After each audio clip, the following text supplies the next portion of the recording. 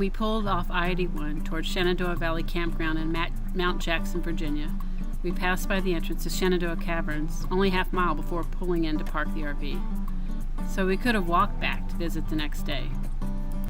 Discovered by a couple of adventurous farm boys back in 1894, the caverns eventually opened to the public in 1922 as a tourist attraction. For over 100 years, travelers through the Shenandoah Valley have been lured off Highway 11 and later I-81 to stop and wander down through their magical formations. While waiting for our tour, which started on the half hour, we wandered through the main street of yesteryear and then explored the displays of memorabilia and merchandise in the store.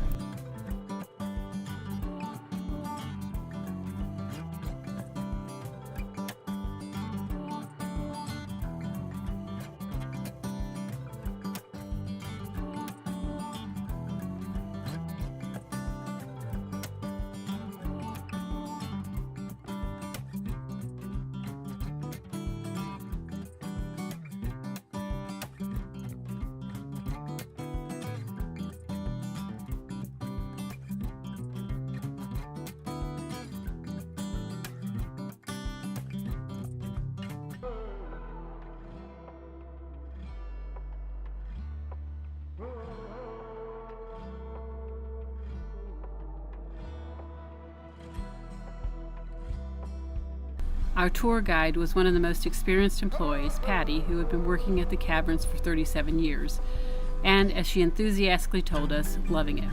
While her duties have become more focused on the surface in recent years, she seemed excited to be taking a break to escort us through her favorite place.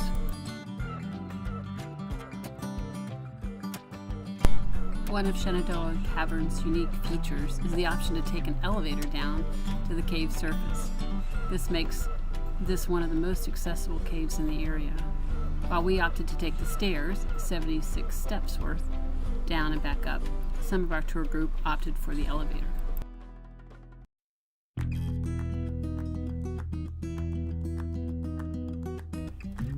Like most caves, the temperature underground was about constant at 55 degrees, although one room, the cathedral, was a little lower at 50 degrees.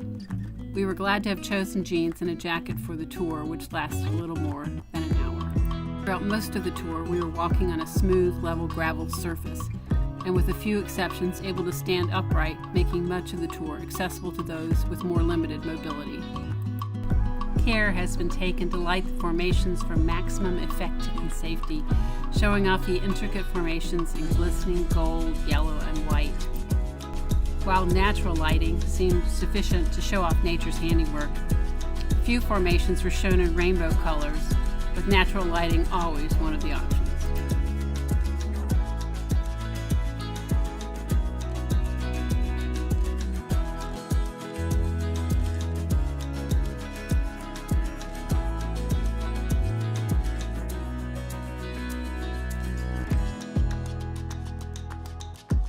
Pools were lit to maximize their dazzling reflections.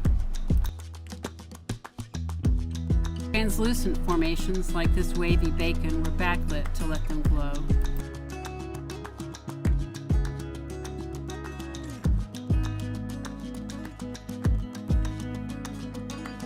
But perhaps more important than the effect of the lights was the fact that care was taken to keep them on only as long as absolutely necessary. Without this important consideration, the light allows moss to grow on the formations, ultimately damaging them.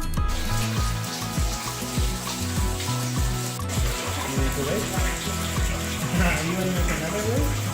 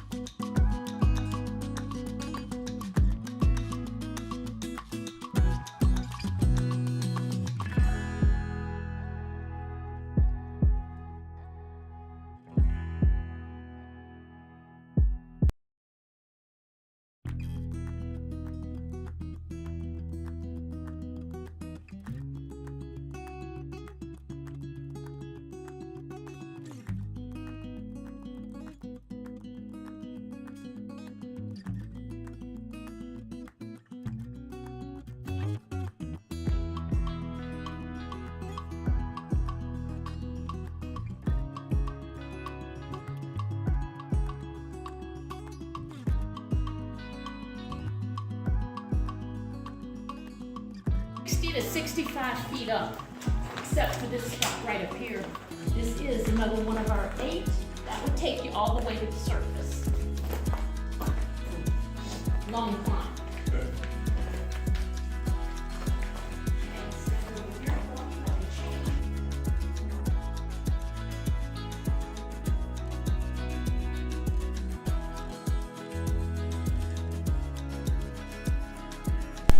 The cave formations are formed by mineral deposits from the constant drift of water down through the ceiling. The fingers pointing down are the stalactites, the fingers rising from the floor are stalagmites. Each century, another quarter inch is formed. Over thousands of years, the pair will reach each other and form a single column. Some of the formations in the cave have been forming for over 100,000 years. This pair just might meet in our lifetime. Our guide Patty hopes to see it before she retires.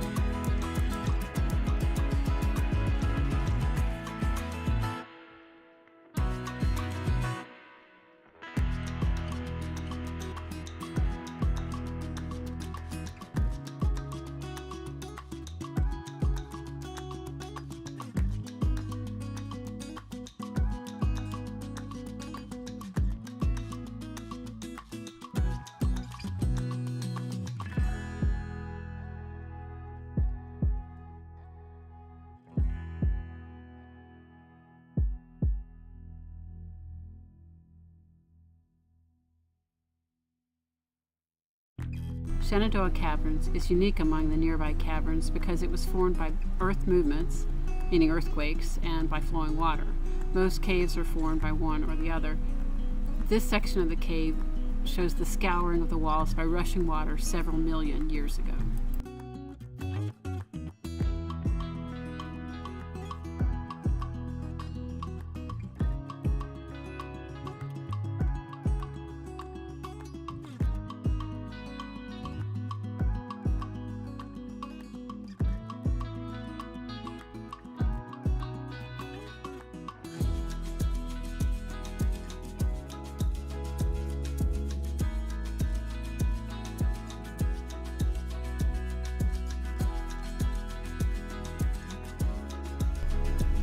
Retracing our steps back to the entrance of the cave, we reflected on what a delicate balance is required to make this natural wonder accessible. What has taken thousands of years to create can be destroyed by a few seconds by a collector snipping off a piece to take home. To prevent the wholesale disregard and damage of careless visitors, the cave owners sought legislation to protect the cave's features. As a result, Virginia law now imposes a $1,000 fine for this destruction, reducing its likelihood, and we can enjoy the benefits of their caretaking.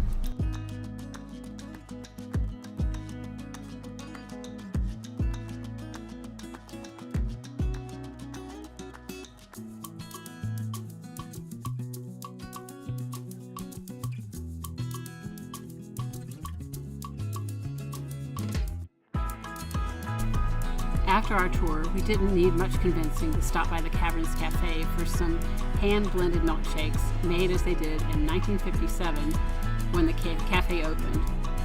Of course, the prices were not 1957 prices. Once we finished our refreshment, we were ready to head down the hill for the third part of our tour, the American Celebration on Parade exhibit of award-winning floats.